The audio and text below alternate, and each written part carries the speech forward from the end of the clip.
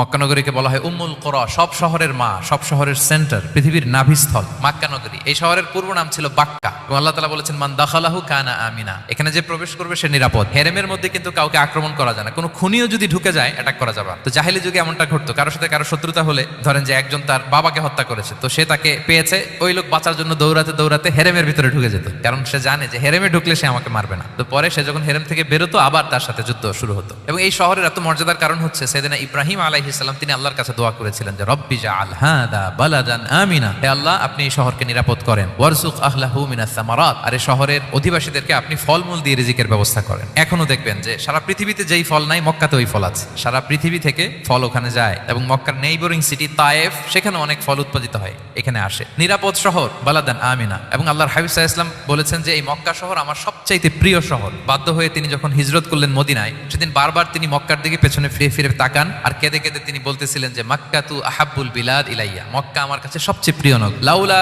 উখরিজতু লামা খারাজতু, আমাকে যদি জোর করে বের করে দেয়া না হতো আমি কোনোদিন মক্কা ছেড়ে অন্য কোথাও যেতাম না। আল্লাহর হাবিব সাল্লাল্লাহু আলাইহি ওয়াসাল্লামের সবচেয়ে প্রিয় শহর ছিল মক্কা, এবং এটা আল্লাহর হাবিব সাল্লাল্লাহু আলাইহি ওয়াসাল্লামের জন্মস্থান, মাকান মাউলিদির রাসূল। রাসূল সাল্লাল্লাহু আলাইহি ওয়াসাল্লামের বিলাদাত হয়েছে এই শহরে। এবং এই শহরকে আল্লাহ বলেছেন মাসাবাতান লিন্নাসি ওয়া আমনা, মানুষের মিলনস্থল, কেন্দ্রস্থল, সারা পৃথিবী থেকে মানুষ ওখানে যায়। আপনি যে রমাদানে যদি মক্কায় যান, আল্লাহু আকবার, লক্ষ লক্ষ উমরা পালনকারী সেখানে, ইউরোপ থেকে, আফ্রিকা থেকে, অস্ট্রেলিয়া থেকে, এশিয়া থেকে, সারা পৃথিবীর মানুষের মিলনস্থল। ওখানে গেলে আপনি দেখবেন মাসাবাতান লিন্নাসি ওয়া আমনা, নিরাপদ জায়গা এবং মানুষের মিলনস্থল এটা। এখানে এমন মসজিদ আল্লাহ রেখেছেন কাবা ঘরের চারদিকে, এটাকে বলা হয় মসজিদুল হারাম, যে মসজিদে 1 রাকাত সালাত পড়লে 1 লক্ষ রাকাতের সওয়াব হয়। আল্লাহর ঘরকে কেন্দ্র করে তাওয়াফের নির্দেশ দেওয়া হয়েছে, ওয়ালিয়াত তাওয়াফু বিল বাইতিল আতিক, পৃথিবীর কোনো ঘরকে তাওয়াফ করা যায় না, কোনো ঘরকে, এই একটা মাত্র ঘর যেটাকে এর চারদিকে এরকম তাওয়াফ করা যায়। তাহলে এই পবিত্র ঘর, পবিত্র মসজিদ যেই শহরে অবস্থিত, সেই শহরের কসম আল্লাহ করেছেন। আল্লাহ বললেন ওয়াহাদাল বালাদিল আমিন, এই নিরাপদ শহরের কসম, মানে মক্কা শহরের কসম।